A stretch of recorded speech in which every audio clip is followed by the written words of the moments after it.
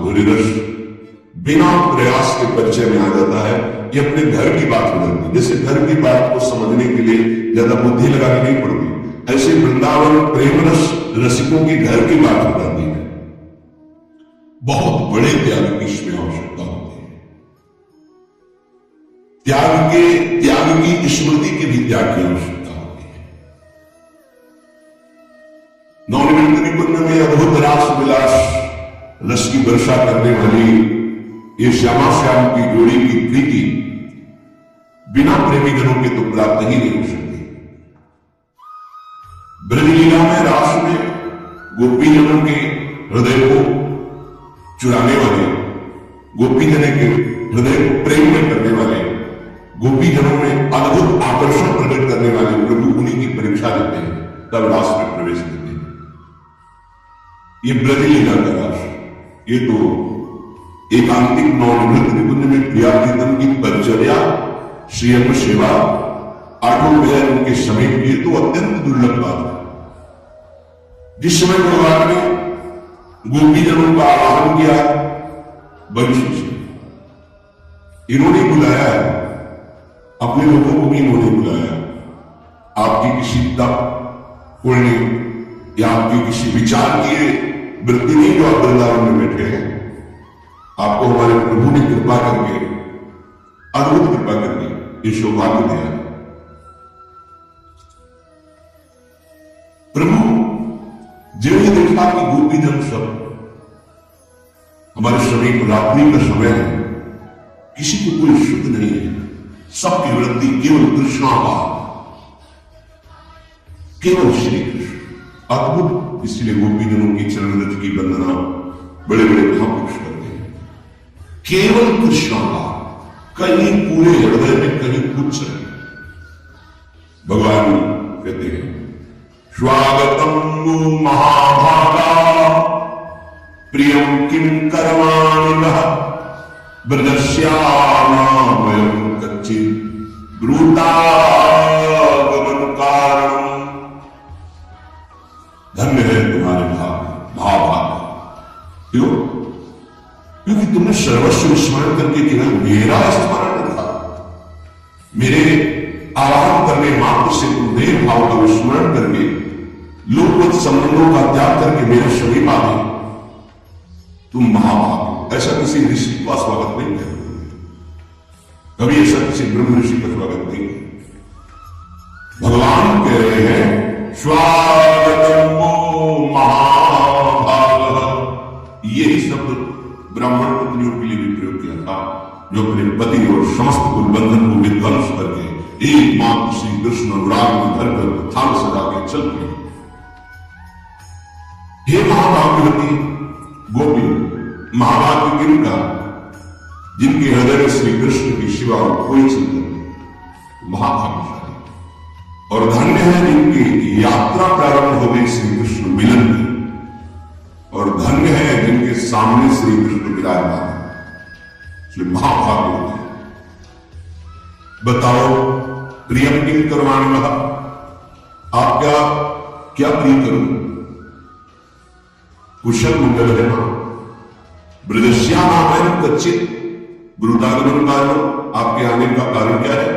रात्रि का समय है, इस समय सब आप एकत्रित हो गए हैं, कैसे भूले पड़ रहे हैं? पहले घसीटते हैं, आकर्षण करते हैं चित्त का, फिर पूछते हैं ब्रूतागमन कारण, तुम्हारे आने का कारण क्या है? सब ठीक है, कुशल मंगल है?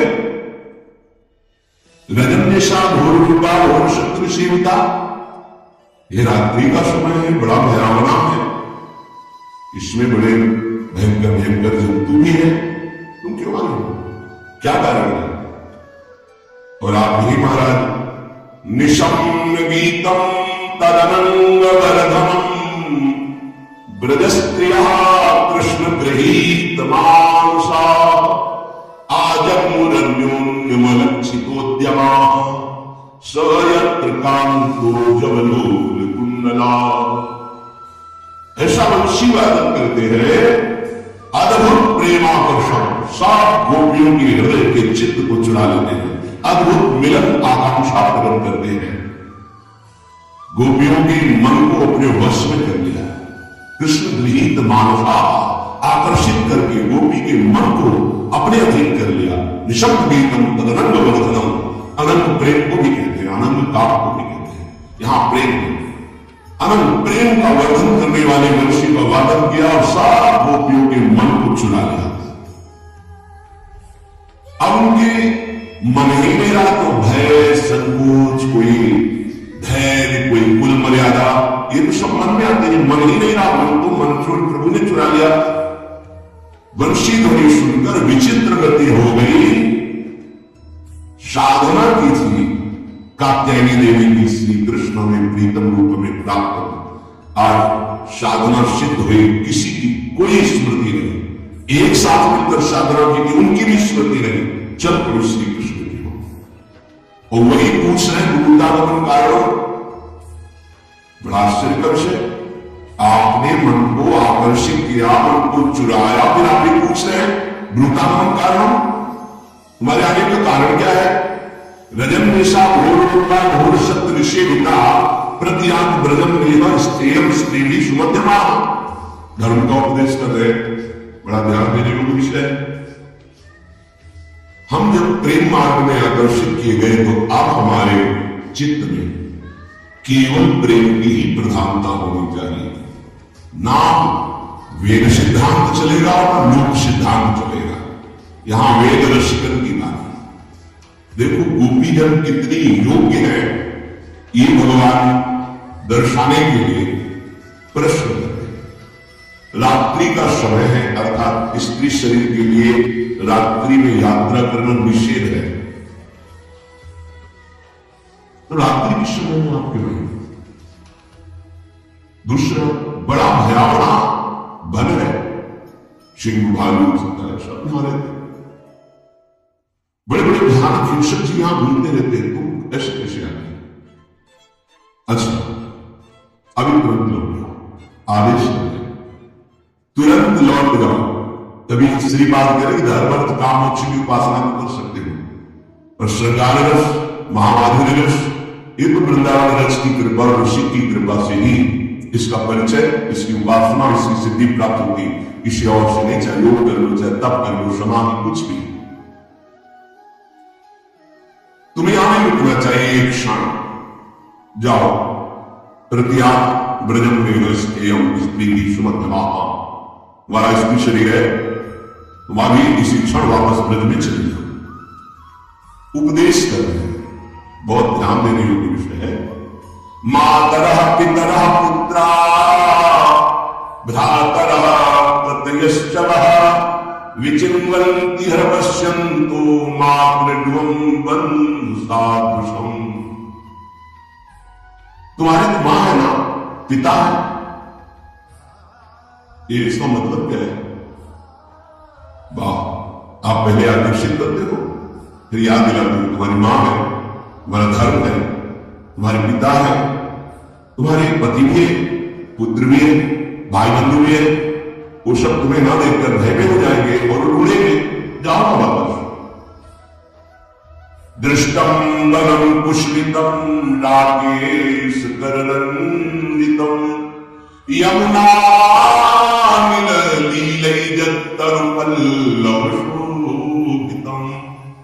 अच्छा, हो सकता है तुम वृंदावन की शोभा देखने आए हो, तुमने देखा कितने रंग बिरंगे सुंदर पुष्प हैं, ये कब बोलने लगे? जब प्रश्न किया तो तुम्हारे माता है, पिता है, पति है, पुत्र है, भाई बंधु है, एक कदम पीछे नहीं हिलेगी। वही प्रेम भरी दृष्टि और प्रणय कोपित हमें चढ़ती चली जा रही है।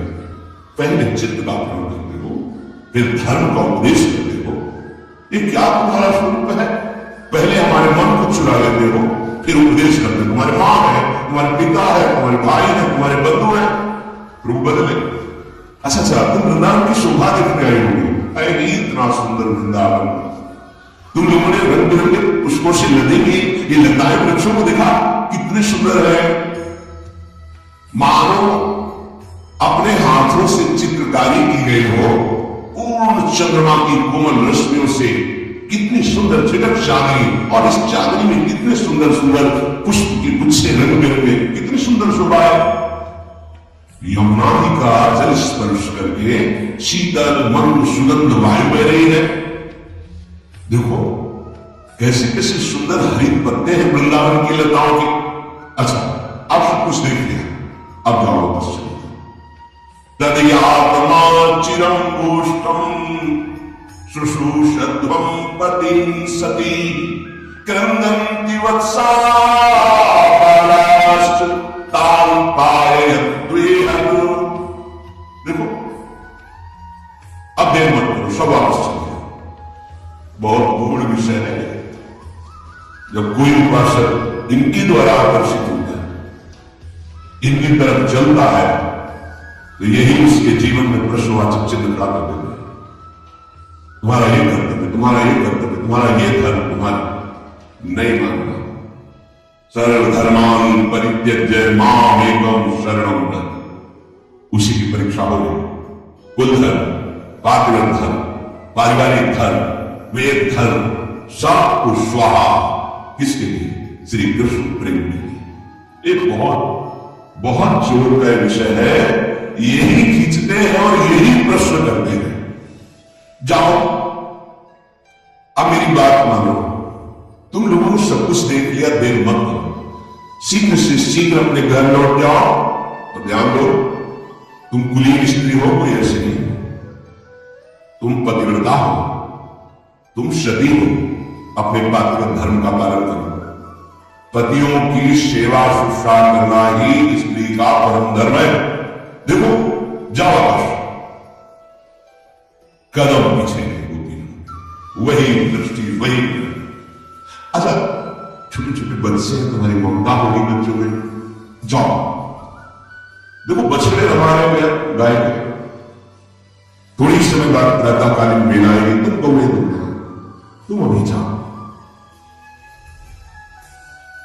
कोई ना तो बोल रही है और ना गोपी के पीछे कदम हो रहे हैं। वही दृष्टि चंद्र चकोर की भांति लालू के मुख चंद्र की चकोर बनी हुई अनंत गोपियों के नेत्र एक टक लगे थे। अच्छा अच्छा, अथवा मद विस्नेहा भवत्यो यंत्रिता प्रयाता आगतालोपन्नम वाप्रियन्ते मयि जन्तवः। अच्छा तो तुम मेरे प्रेम पर वश कर आए हो। ये तो कोई अनुचित बात नहीं है, ये तो तुम्हारे ही योग्य है। एक भी प्रश्न का उत्तर नहीं, एक भी कदम पीछे नहीं। कब कह रहे हैं सरकार?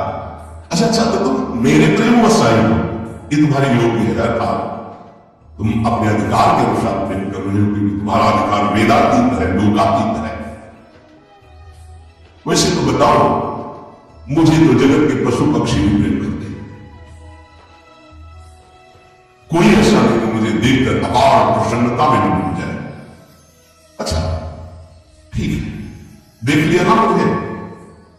भरतो शुश्रूषणम स्त्रीणाम परो धर्मो रमाया तद्बंधूनां च कल्याण्यः प्रजानां च पोषणम्।